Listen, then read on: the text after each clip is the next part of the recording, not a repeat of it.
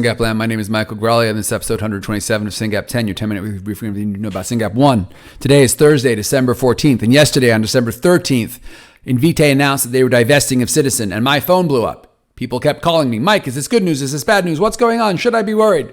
It's great news. Don't be worried. That's the short answer. Long answer, let's remember the whole Ciitizen SRF SYNGAP1 journey, because it's an exciting journey, and it puts this in perspective. Ciitizen started in 18 or 19. Anil Sethi set it up. He saw his sister die of cancer. He went through this nightmarish situation going from hospital to hospital, medical records. And he said, this is ridiculous. This is a technologist. He left Apple Health and he started this company, Ciitizen, to help patients own and use their medical records to accelerate their treatment, right? Somewhere in there, he hired Nasha Fitter. Nasha Fitter walked in, looked at Ciitizen and said, dude, this could be game-changing for rare disease. Nasha Fitter called people she knew, including myself and Kim Nye, and said, would you please be the first rare disease cohort on this cool platform Ciitizen that does blah, blah, blah, blah, blah. At the time, I was looking around at the SYNGAP data and realized we didn't really have a great platform. The platforms that were in place were there was a lot of shortcomings, but the biggest one was it made you answer all these surveys, which ironically now I'm asking you to do a Verex, but that's another conversation. But there was nothing great out there at the time to capture what had happened already, right? There was nothing great to capture what had happened already. And then Nasha calls us up and I saw it immediately and I said, yes, sign me up. What does it cost? I'm in.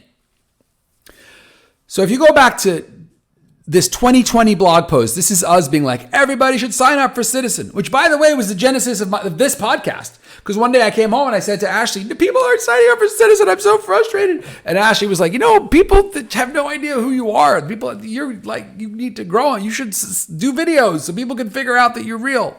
That's how this all started. Anyway, 2021. Anyway, we launched Ciitizen, started signing people up. It was great. 2021, Invitae acquired Ciitizen over 2 years ago. People called me up, Mike, is this a problem? No, it's not a problem. Invitae is a great company. They've diagnosed a lot of us. Now Ciitizen's going to have more capital and they're going to have more resources, more people, more genetics knowledge. Yay, Ciitizen will grow. And guess what? Ciitizen grew. It grew and grew and grew. And then we started seeing some of the use of this data. In 2022, Praxis, which is a company working on SYNGAP1, was able to use Ciitizen data acquired for SCN2A, which is not SYNGAP1, but hopefully they'll do us next, and get an accelerated permission to start a clinical trial from the FDA. So basically they said, don't make us do a natural history study. Look at all this Ciitizen data. We know there's a problem. Let us do a trial. And the FDA said yes. Speeding time to therapies. That's what it's about. In 2023, this year, only a few months ago, we saw a paper come out from Beacon Biosignals using Ciitizen collected EEGs to show a signal in SCN2A again, right? Very happy for my friends at SCN2A. Jason Curry at the SCN2A Foundation is a dear friend, but would love it if these people would start working on SYNGAP1. Beacon, talking to you. This year at AES, we saw a poster from Jillian McKee at CHOP using CHOP's own data, of course, Ambit claims data, thank you Ambit, and Ciitizen data on SYNGAP1 to tell the clinical story in a beautiful poster that I've shared many times, links in the show notes, but also in a paper that I expect to be coming out in a few months. Very excited about that. And then yesterday, and before I talk about yesterday, and just at our scientific meeting, also at AES, we heard from Ellie Brimble, who shared some cool thoughts on SYNGAP1, but she had one slide, which I'm going to make the cover of this podcast, where she pointed out that our data has been licensed by 3 industry partners, one of whom is Praxis, that's public, and 4 labs, Heather Mefford, Helen Wilsey, Kim Wiltrout at BCH, and Jillian McKee at CHOP, aforementioned. Funny story, because when a researcher calls to get our data, I get a phone call, Mike, are you okay with this? And, Heather Mefford, Kim Wiltrout, Jillian McKee, I was like, yes. So Helen Wilsey wants your data. Who is Helen Wilsey? And I looked her up. No offense, Dr. Wilsey. And I was like, this lady's amazing. And that was how the whole frog work started. That if you were at our meeting, you remember the amazing presentation from Dr. Wilsey and all the good that's coming of that. Stay tuned. It's going to be a great paper. So what you need to know. Oh, no, I just lost video.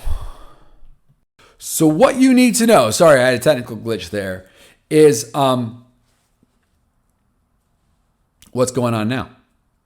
So yesterday, Invitae announced they were divesting of Ciitizen. And in my show notes, I share Invitae's press release and also the Ciitizen announcement from their CEO, Fareed Vij. Why did Invitae divest of Ciitizen? Well, I don't know. I mean, I do know. It says so in their press release. They are restructuring. They are cutting costs. If you look at their stock price, it's not where it should be. It's very low. I have a lot of love and respect for Invitae, and I wish them well.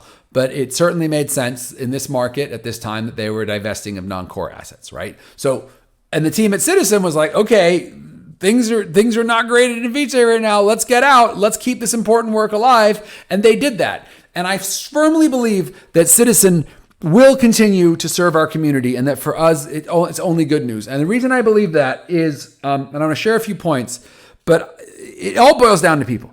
At the end of the day, it's all about people. And I want to talk about Fareed Vij, who was the general manager and is now technically a co-founder of version 3, right? Nasha Fitter, who I mentioned at the top, who was hired in version 1 and is now a co-founder of version 3. Ellie Brimble, who was a key hire in version 1 and is now the head of ClinOps of version 3. And Devin McGraw, who was a co-founder of version 1, is probably still a co-founder of version 3. All 4 of those people I have known and talked to for years. All 4 of them were in version 1, the startup, version 2, Invitae, and now version 3, the divestiture. So the ownership changes, the stock certificates move around, but the core team, those 4 people are the beating heart of this organization. And they have been there, they are there, and they're going to keep at it. And that's how I am so sure that everything that's going on at Ciitizen is good news for us. And I said to them the other day, I said, guys, what should I be thinking about? And Ellie, as usual, is just so on point. That woman's so smart.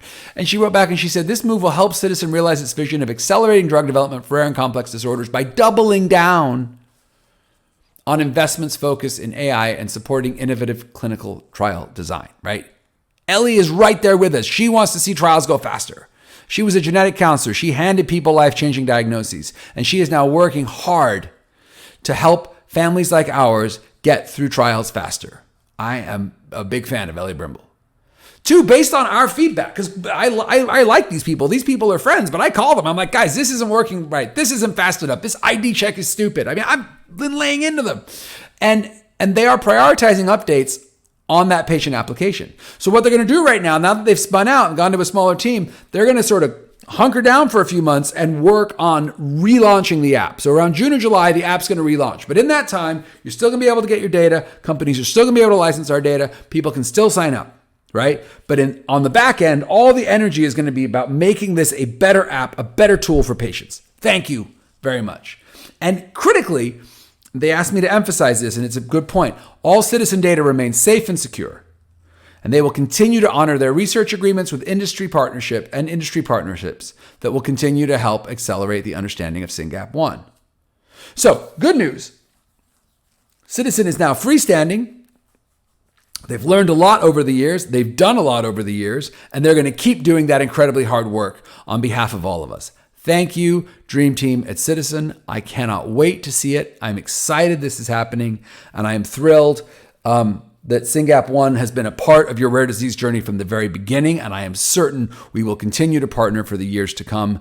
Good job, team. Okay, 2 more things I want to talk about before I close this episode. Hope for Harper is still going on. Justin and Ashley Albrecht were diagnosed maybe a month ago, sprang right into action, created a fundraiser for their daughter, Harper, and they are matching the first $15,000. To date, we've only raised $11,000. We need to raise $4 more thousand, people. So Justin and Ashley can match that donation. 11 becomes 15, 15 becomes 30. That goes to SRF. We fund more research. This isn't complicated. It's Christmas. It's the holidays. Please donate. SYNGAP.fund/Harper. Let's get to $15,000 at least, and let's let the Albrechts support SRF. Number 2, this just came out, I think, yesterday, or maybe it was today. I can't keep track. Episode 211 of Once Upon a Gene, which is everyone's favorite podcast, came out, and it was me and Kim Nye. And Kim and I recorded this with Effie a little while ago. I've been on 2 other episodes of Once Upon a Gene, I think 41 or 94. But this episode is really special because me and Kim being pretty honest about some of the challenges of doing this work, and I really encourage everyone to listen to that. Other rare leaders, people in my community, people in her community. It's a good episode, and I welcome feedback as always.